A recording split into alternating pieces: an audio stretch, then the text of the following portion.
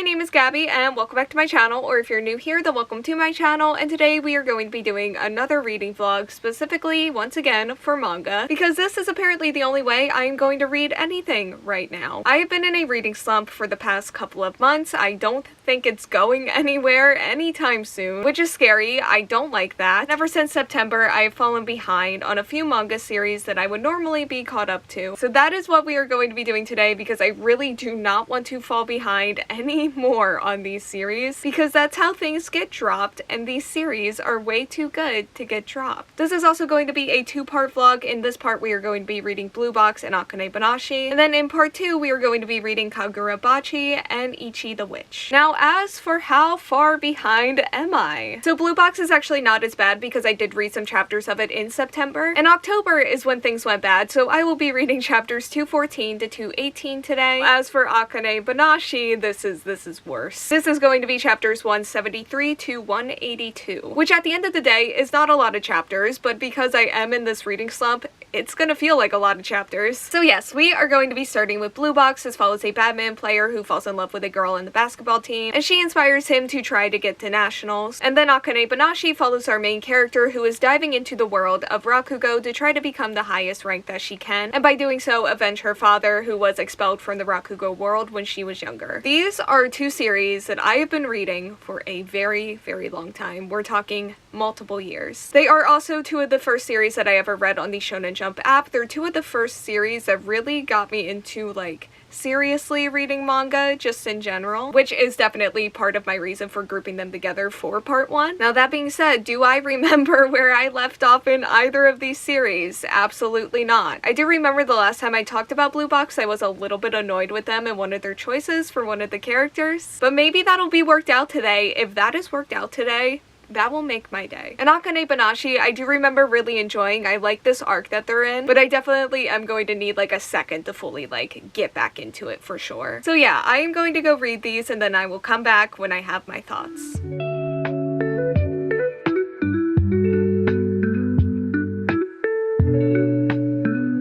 Hello, I'm back a little bit earlier than I thought I would be because I literally do not think I could focus on Akane-banashi until I get this out of my system. Just caught up to Blue Box. That thing that I mentioned was annoying me in the first part. It's back, it's in full force, and I am greatly unhappy about it. I don't want to get too far into it because it is kind of spoilery, but basically, I had a ship. I had a ship that I was growing to really, really like. I also have a character here that is part of that ship that I really like. And they are currently doing something that I feel like is setting this series, this character, and my ship back. And I genuinely do not I genuinely do not know why they are doing this. I think it might just be a way to like further have character development or some sort of growth to get back to my ship. And you know what? If this is how we get there, then this is how we get there. I just do want to get there, but it just feels really rough and so awkward. And I just need this to end because I want my ship back so badly. But this was just one part of some of the angst and the drama that is happening. There's a lot of just like being in your third year type of stuff going on. Things are changing and the characters are dealing with that reality and that change. These chapters also had a lot of cute friendship moments. There was a backstory that I actually really liked as well, and just a cute moment about facing your insecurities, taking action through them, and just using those moments as strength training. They also did throw in a plot line that I'm actually kind of excited about. It's going to hurt me. I know it is, but I'm honestly just excited for like what is going to be an emotional moment between our main character and one of his friends. Speaking of that friend, I did get a cute little moment from one of my other ships. I want to see more of them so badly, especially because they are kind of like a nice distraction for me from this other situation that is very much annoying me. And also the main romance had some really cute moments as well. I love them. We know this, and we have known it for a very long time at this point. I think that is it. My cat did come and check on me. I do think I can move on to Akane-banashi now. I am in a slightly worse mood than I started this reading vlog in, but hopefully they will fix that for me.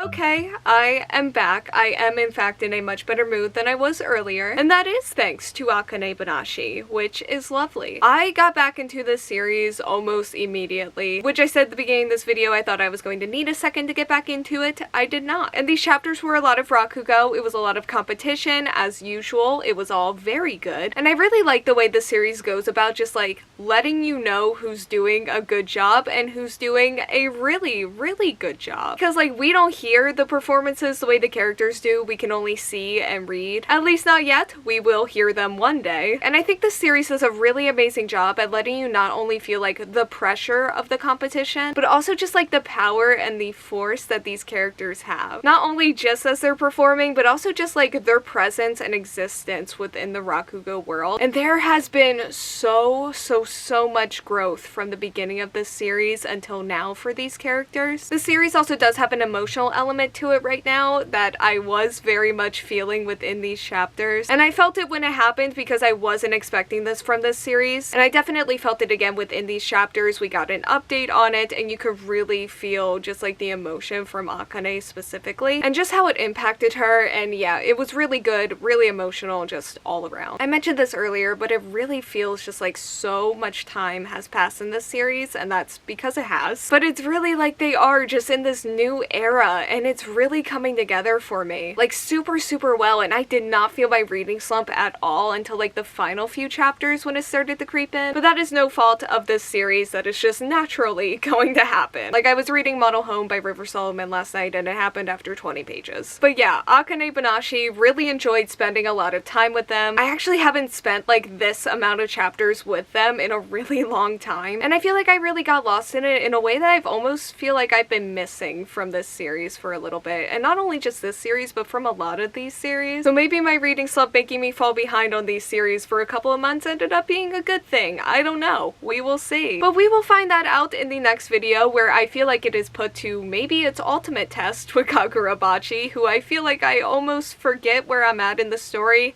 every single time I read them. But that is going to be for the next video. For now, thank you all so much for watching. Like, comment, subscribe, hit the bell, and answer the question that'll be around here if you want to do that, and hopefully I will see you here next time. Bye!